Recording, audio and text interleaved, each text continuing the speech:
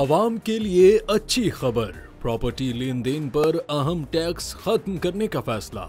वज़ीर-ए-आज़म शहबाज शरीफ के construction relief package में पेशरफ्त के तहत प्रॉपर्टी की लेन देन में फेडरल एक्साइज ड्यूटी खत्म करने का फैसला किया गया है। ज़राए के मुताबिक प्रॉपर्टी पर फेडरल एक्साइज ड्यूटी के खात्मे की समरी काबीना को इरसाल कर दी गई है, जिस पर वफाकी काबीना की मंजूरी के बाद मुसव्वदा कानून तैयार होगा और ऑर्डिनेंस या फिर पार्लिमानी बिल की सूरत में मंजूरी ली जाएगी। IMF तामीराती शोबे में रिलीफ पर राजी हो गया है। प्रॉपर्टी की खरीदारी पर FED खत्म करने की मंजूरी दी गई है।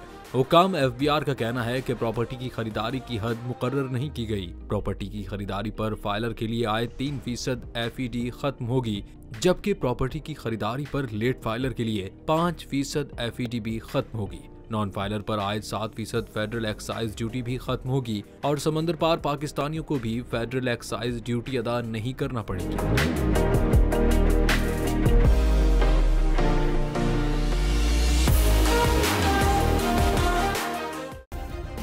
सब्सक्राइब करें और बेल दबाएं ताकि कोई खबर रह न जाए।